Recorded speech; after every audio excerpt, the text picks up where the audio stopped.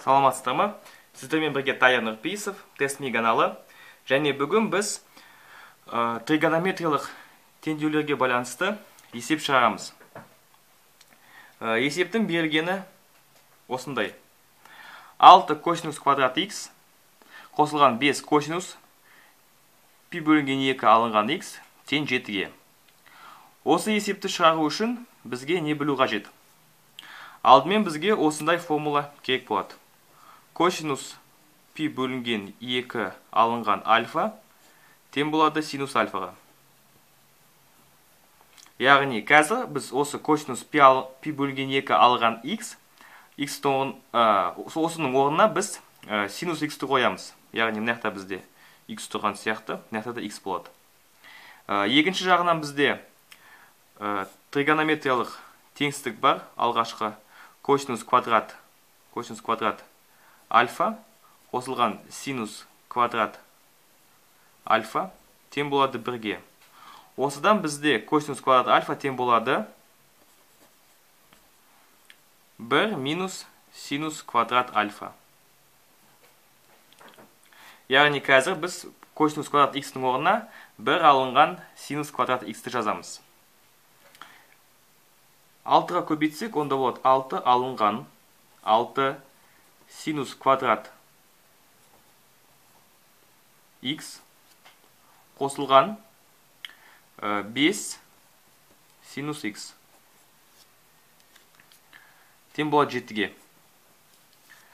Енді мынақта 6-ның орнына минус 6-ның алдында таңба минус болғандықтан синус квадратта осыны енді теңдеудің оң жағына өткізейік. Және бүкіл осы мәндерді оң жағына өткізейік теңдеудің.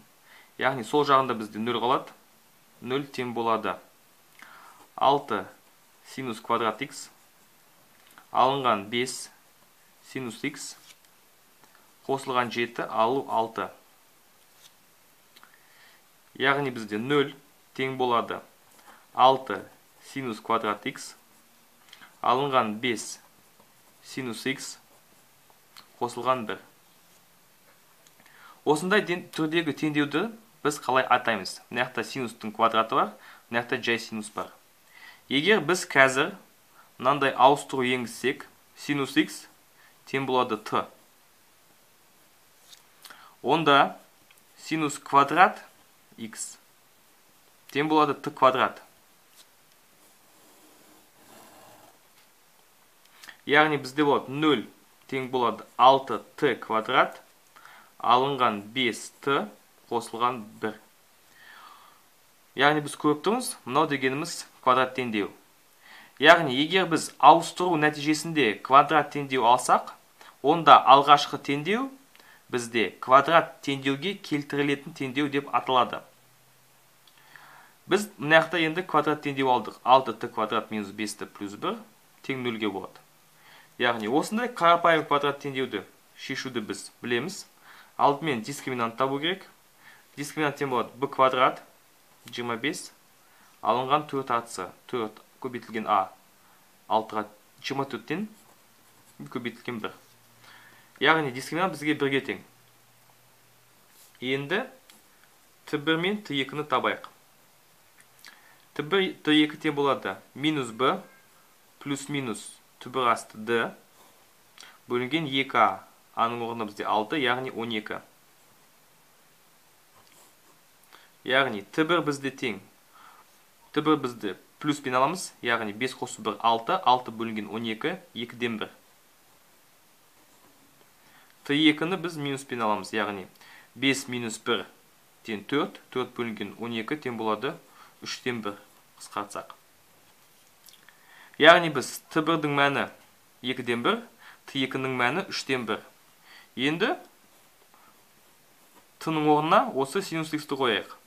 Синус x1 тең болады 2-ден 1, синус x2 тең болады 3-ден 1. Осы яқта атап кететін бір нұсқау бар. Мысалы, сізде t1-дің мәні тең 2-ге шықты. Мысалға. Яғни, сіздің жазуыңыз бойынша, мынақта синус x 1 тең болады 2-ге. Бірақ та бізде синустың мәні, синус және косинустың мәні ол -1 мен 1-дің арасында болады. Яғни -1-дің мәні кіреді, және 1-дің мәні де кіреді. Осылай түрде болады. Яғни бізде синус x 2-ге тең болуы мүмкін емес. Яғни осының Т1 мәні біз шығардық, бірақ ол бізге жарамайды. Оны біз есептемейміз. Мысалға, мына Т1 тең 2, Т2 тең 3-тен 1 болған кезде, біз ары тек қана осы теңдеуді шешуші едік. Дегенмен бізде екі мәнде осы анықтамаға кіреді, -1 мен 1-дің арасында. Яғни біз осы екі мәнді есептейміз. Синус x тең болады 2-ден 1. X-тің мәні бізде π бөлінген 6. Ал бұрыштың жалпы формуласы тең болады -1. Оның k дәрежесі көбейтілген осы бұрыш π бөлінген 6. Қосылған πk. K тиісті z. Енді бізде 3-тен 1 деген синус бар. Яғни ол x2 ол қандай мәнде болады? Біз білмейміз. Ол мүмкін 17 градус болуы мүмкін, ол мүмкін 18 градус мүмкін. Демек біз қандай да бір градустық мәнің π бөлінген 6 немесе π бөлінген 2 дегенді білмейміз. Яғни біз жазамыз x2 тең болады -1-дің n дәрежесі көбейтілген арксинус 3-тен 1 қосылған π n. n тиісті z. Осы жақта тағы да бір айта кететін жөн бар. Мына мен k жаздым, k тиісті z, мына мен n жаздым. Яғни бізде период немесе айналым саны бірінші мәнде, екінші мәнде әртүрлі болуы мүмкін. Мына k-ның орнында 1 тұрса, мына n-ның орнында 2 тұруы мүмкін. Сол үшін мен әртүрлі әріппен соны жаздым, k мен n. Демек, сіздің жауабыңызда осы әріптер бірдей болуы мүмкін. То есть, кешіріңіз, -1-дің n дәрежесі және мына -1-дің n дәрежесі. Яғни жауап қандай болса, сондай жазыңыз. Бірақ та егер екі түрлі жауап кездессе, осы жауапты белгілеген жөн, меніңше. Бірақ та осыны тағы да мұғалімнен сұрап көріңіз, мектептегі. Ал бұл сабақтың соңы, және соңында қорытындыға келсек, біз квадрат теңдеуге келтірілетін теңдеуді өттік, оларды қалай шығарамыз, және алынған мәндердің осы ауыстыруға байланысты қандай есептің шешу жолдары болуы мүмкін. Яғни біз, егер осы ауыстыру мәнді қабылдамаса, онда біз ары қарай шыға алмаушы едік. Ал тек қана екінші мән арқылы шығаушы едік. Және тригонометриялық теңдіктерді біз осы сабақта қайталадық.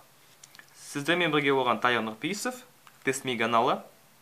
Көп рахмет сізге.